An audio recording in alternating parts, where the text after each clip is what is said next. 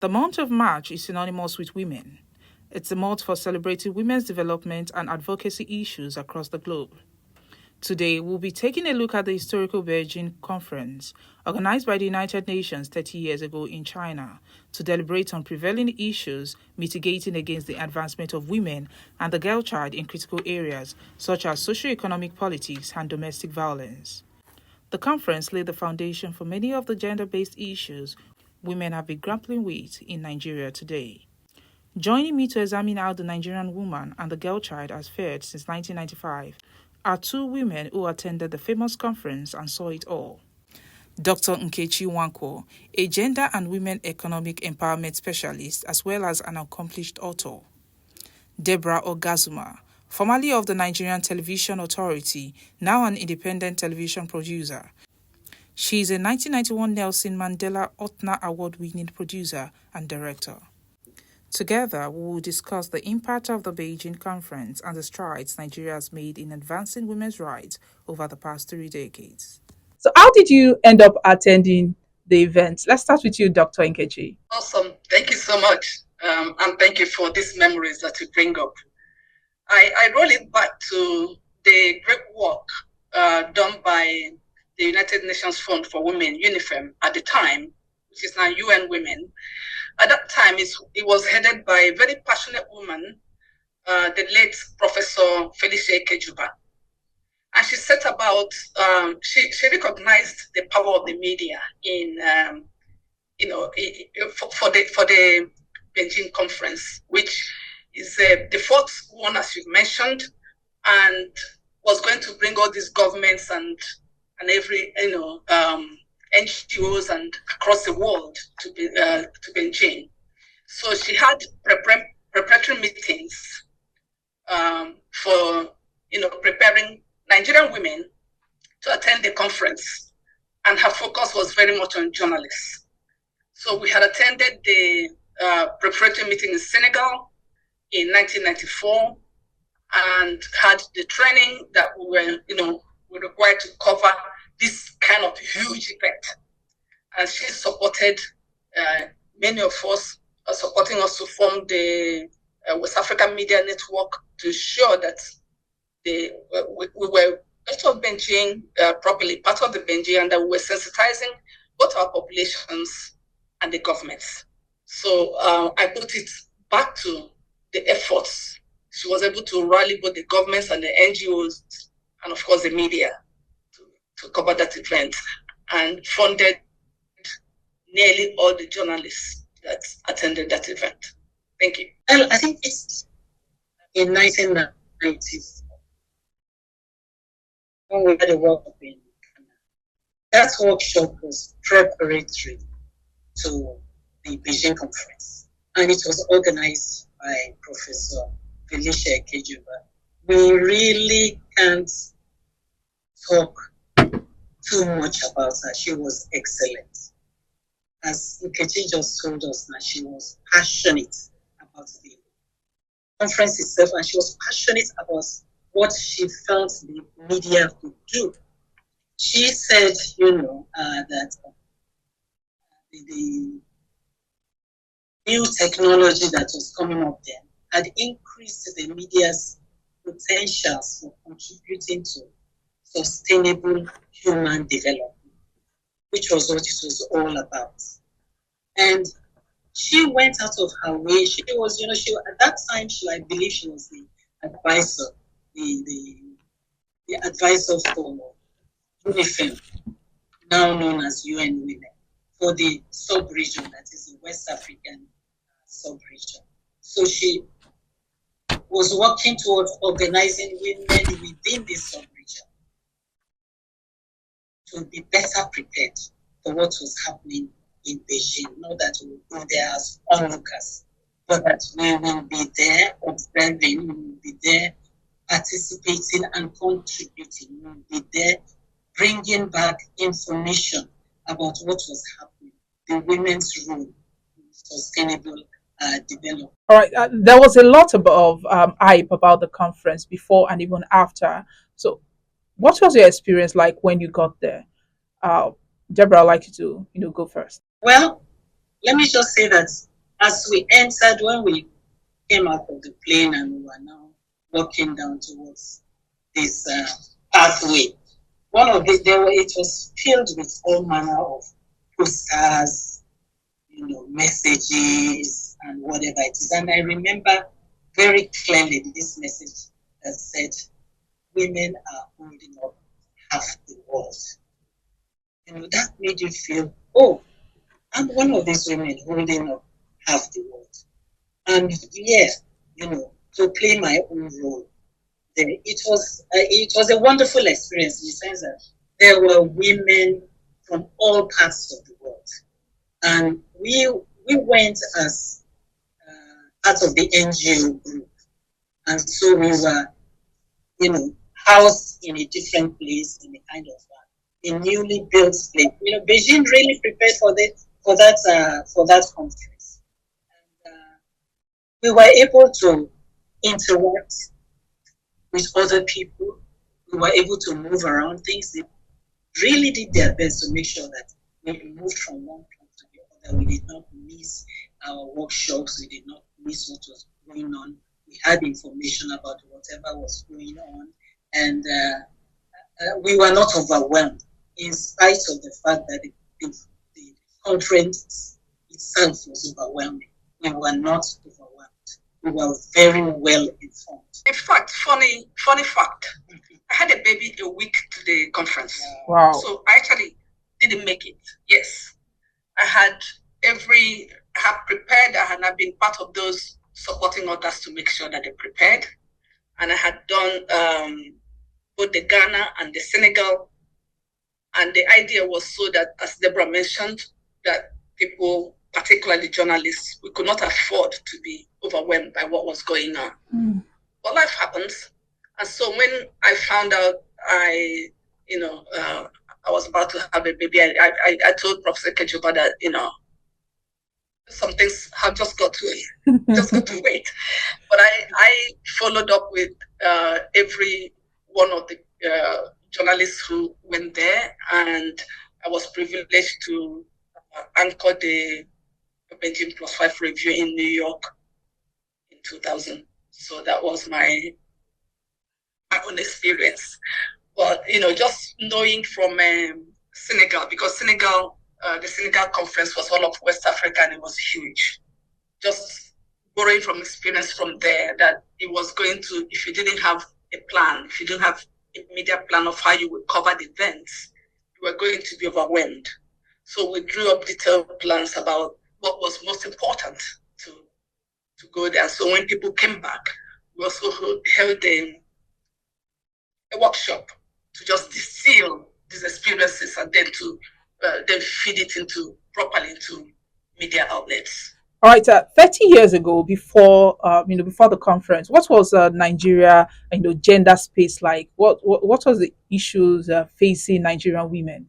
Okay, it will be sad to say it's still the same things, but of course in different shades.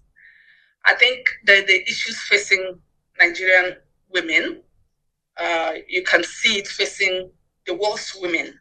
And that's the basis for the World Conference coming up with the 12 critical areas of concern. And this included poverty, the economy, education, decision-making, violence against women, and the media, the girl-child environment. So 12 altogether. But if you ask me which is most critical for Nigeria, I think it's the decision making, the lack of the paucity of women in decision making positions, because that distills down to all the other exclusions that we face. The other exclusions is behind the poverty, it's behind the violence against women, and it's behind the economy of both the women and of the country. So the issues are the same, and while there have been some improvement in some areas, the issues of political marginalization of women in Nigeria remains and is at the background of all that women are facing. Thank you. All right, Deborah, what was the high point Nigeria took away from the conference? Meeting other women and finding out that you share some problems together, and trying to find out how you could sort out some of these problems. So there was this attempt at analyzing the things that were happening, and the fact that also the participation of our women, especially the women in the media, was very striking. For instance, we had a documentary that was screened at one of the sessions. There were various sessions all over the place. There was a documentary that was screened, and it was by Eugenia Abu, and it was talking about very generally about the situation of women in the country, And then there was also Abike Dabiri, who was then a reporter with the NTA, and she was sending almost daily reports to NTA on what was happening, at Beijing. So I think that was one of the reasons why back at home, people knew that, yes, some people left this country and went somewhere and they are doing something. It was not just a jumble. There was something happening. All right, Dr. Nkechi, which of the bill was uppermost interest to you, peculiar interest to you? For me, it remains the decision making, and for that, I really pushed ahead with that.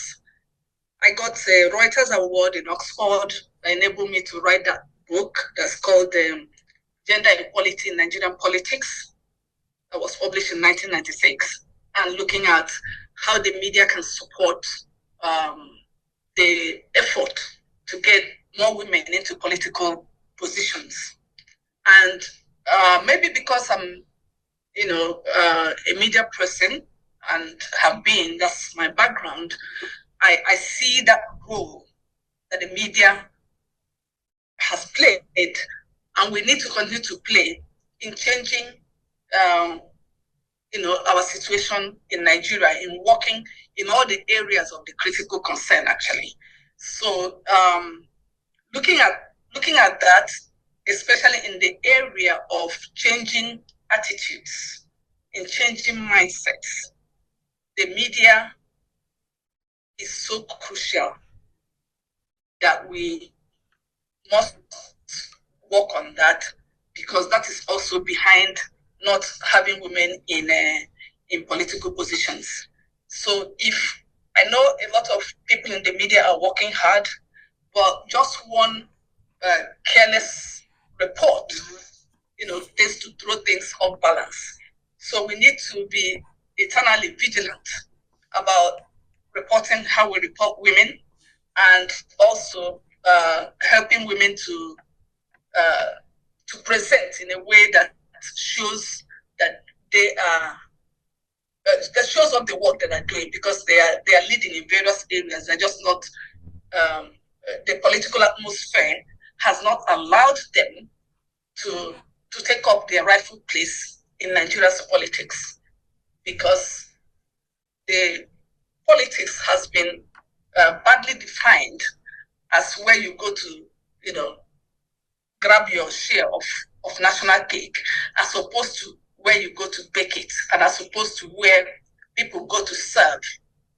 And I think if it's framed as where people go to serve, then you will have there will be much less attraction of all the money around it.